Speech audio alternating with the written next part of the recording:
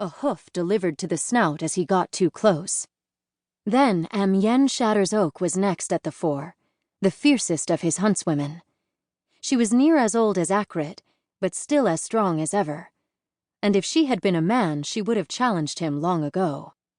Impossible to take to wife, though, and that was a shame. Surely she would have made a good mother of many sons. Too fierce to share a tent with, Akrit decided. No pairing could survive the conflicting ambitions of two strong hunters. So it was that Amiens bore sons for another man, who tended her hearth while she went hunting. He braced himself, hearing the chase draw near. All this struggle for a few more moments of life, and still I knew which way you would come.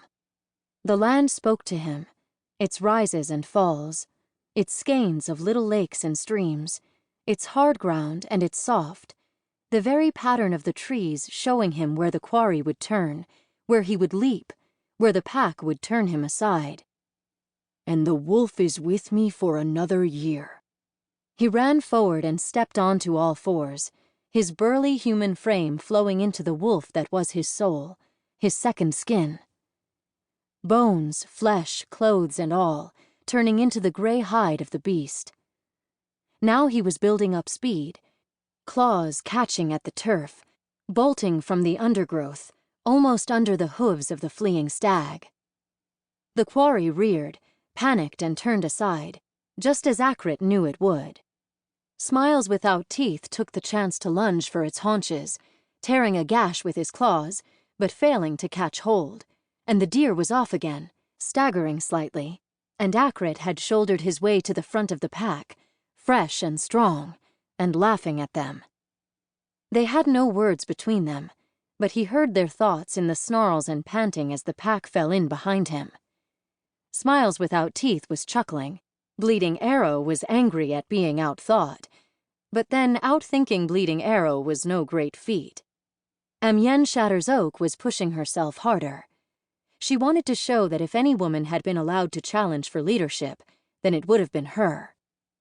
The joy of the chase, and feeling the pattern of the pack shift to accommodate him, whether they liked it or not, was taking hold of him. Even Bleeding Arrow was moving to his will, falling out towards the flank to head off the quarry's inevitable questing there, bringing the stag back in line. And now they were forcing the beast into the denser forest, where their own lithe forms would slip more easily between the trees. A good spread of antlers on that head, Akrit noted approvingly. If the quarry fulfilled his part, then this would be a good year, with that fine tribute to place between the jaws of the wolf. No need for a priest to read omens as fine as that.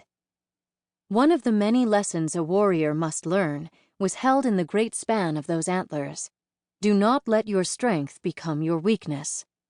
How proud was the stag of that broad spread of points, how he must have strutted before his women, and yet in the chase they were a weight that slowed him down, an encumbrance constantly in danger of being caught by briars or branches. Akrit gauged his moment, then spurred himself forwards, snapping at the flanks of the stag, driving him sideways to where Smiles Without Teeth was waiting to rip his fangs across the beast's path. The quarry turned more quickly than Akrit would have expected, but the pack was closing in on him from all sides, offering a set of jaws wherever the stag turned. The only path left was deeper into the forest, to where the trees grew close. There was a glade there that Akrit knew well, its bracken and moss long fed on old blood. The pack was already spreading. Those hunters who had been hanging at the back regaining their strength were now drifting out to the side, and with a swift burst of speed began to move ahead. The stag burst into the glade, ready to gain some ground over the open space, but the pack was already there before him, and he wheeled, rearing high, those mighty antlers clashing with the trees overhead, brought to bay at last. The encircling wolves snapped and bared their teeth at one another, excitement running high between them, but they were waiting for Akrit's move. He had them for another year at least. The stag lowered his antlers, threatening them with those jagged tines.